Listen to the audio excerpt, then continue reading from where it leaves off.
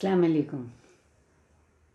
I hope you people are fine, doing good, keeping healthy, keeping yourself in good moods. One could get tense, or one could get frustrated, or one could get angry. Do not be of any. Just focus yourself on this course, and we are very close, and you will never know when it began and it ended. All my best wishes. We have talked about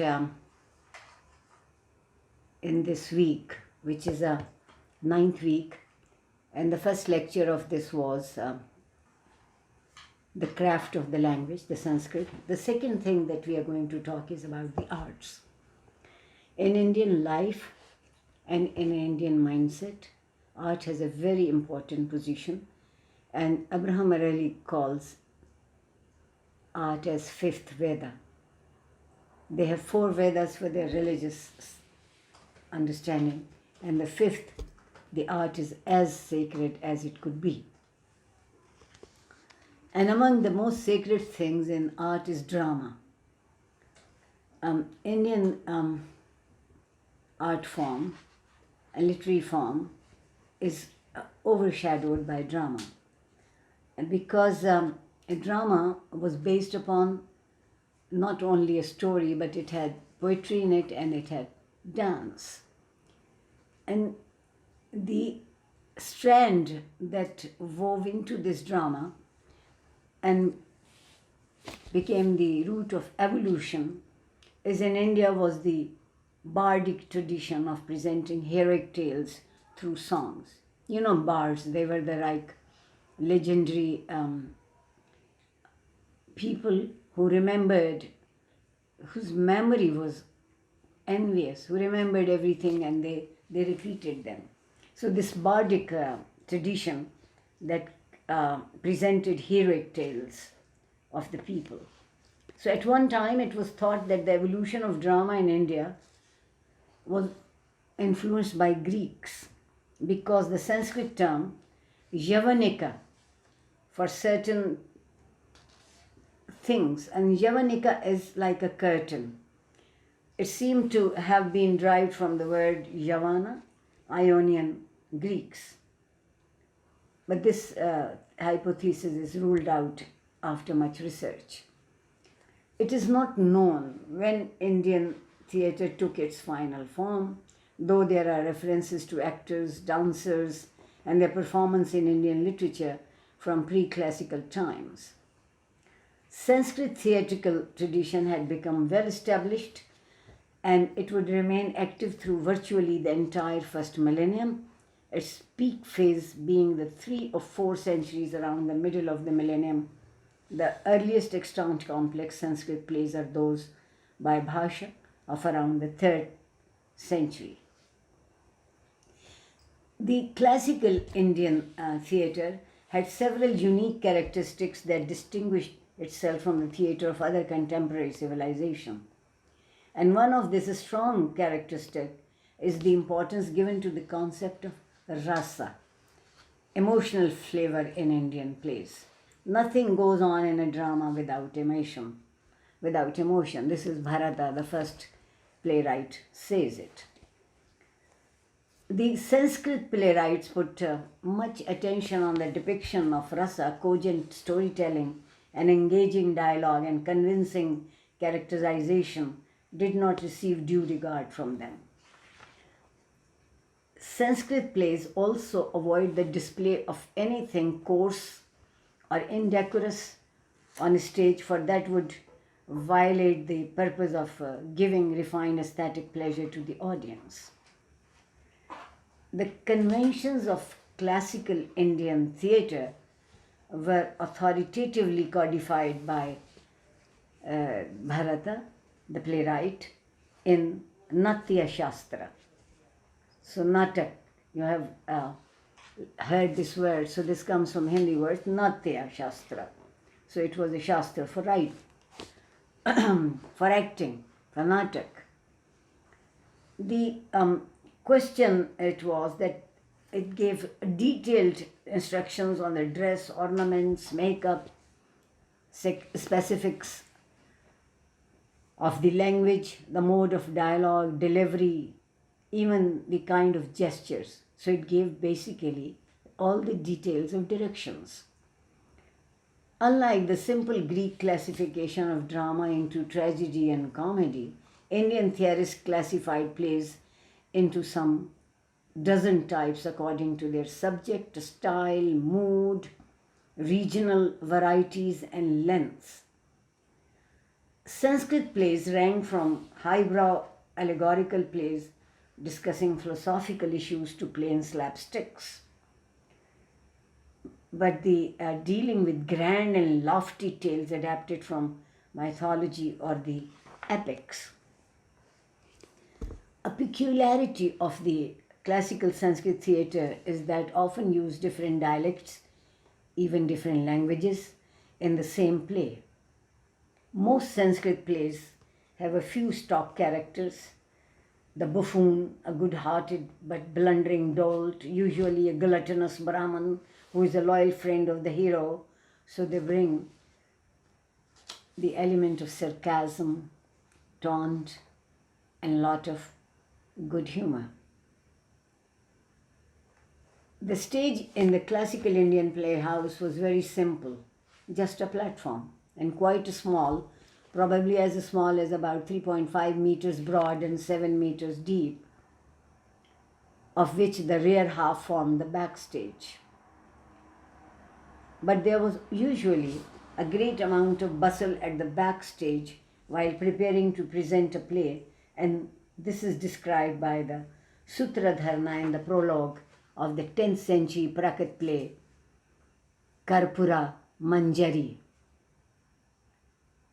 And in the play itself, the scene of the acts flowed as a continuous stream without any interruption or a stage being left empty at any time.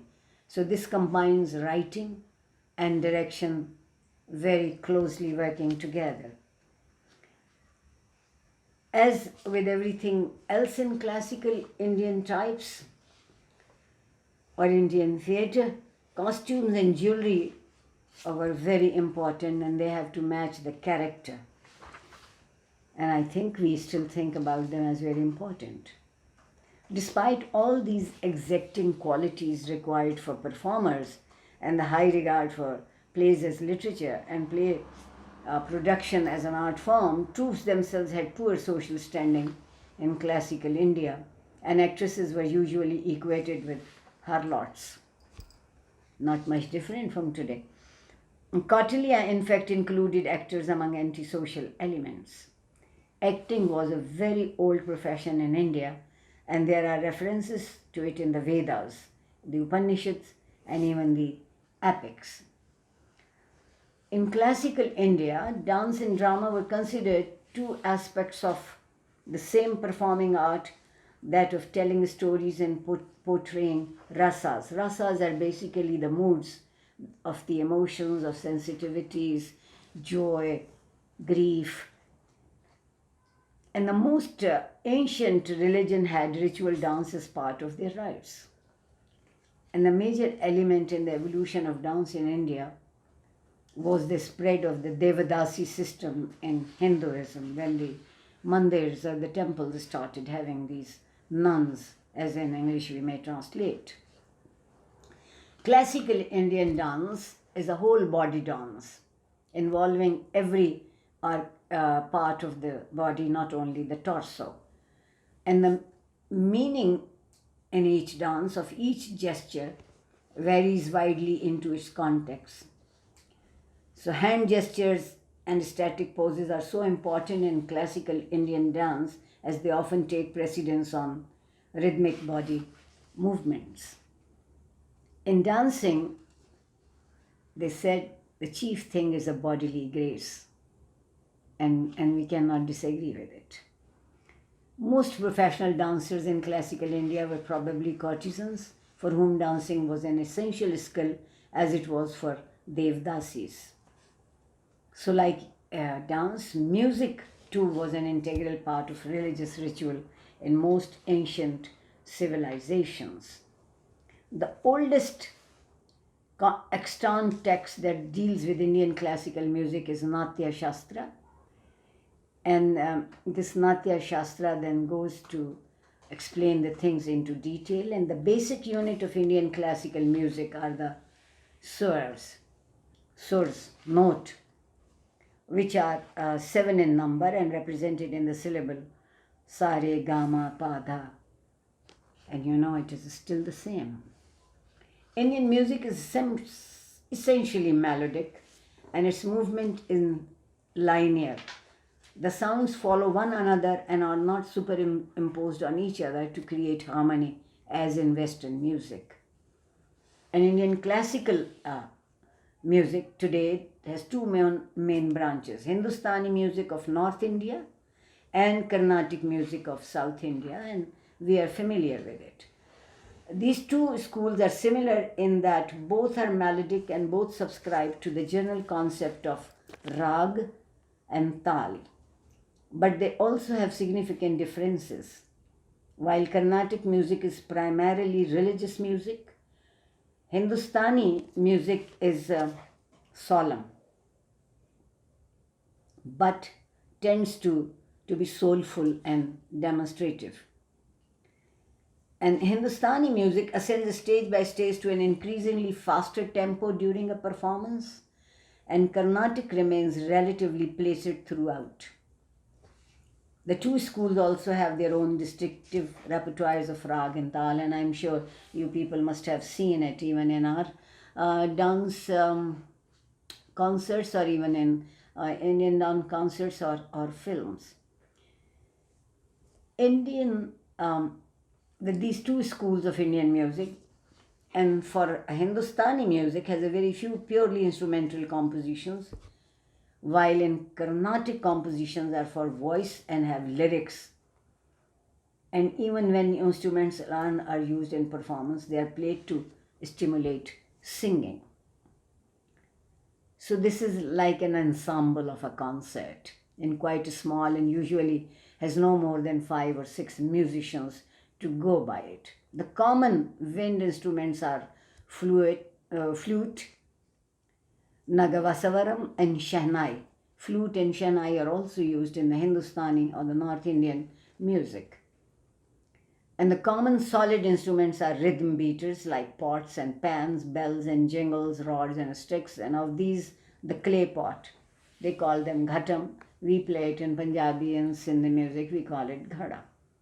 So Indian classical music was usually performed before a small audience under the patronage of the king or some chieftain. In South India, concerts were generally held in temples, so had a more religious character. Ticketed public concerts, notes Kumaraswamy, was unknown in pre-modern India, so the livelihood of the artist did not depend upon his ability and will not amuse the crowd for that. The audience at music concerts in India was the elite of society. I think it's very true of today here in our society. And was generally a knowledgeable group, but they had their own peculiarities. And their peculiarities were that the Indian audience listened to the song rather than to the singing of the song. Those who are musical perfect the rendering of the song by the force of their own imagination and emotion. Rabindranath Tagore commented, "In our country, those of the audience who are appreciative are content to perfect the song in their own minds by the force of their own feeling. In effect, even if the musician is mediocre, the concert is enjoyable if the rasika is skilled, if they play the emotions well." So, Khuda Hafiz.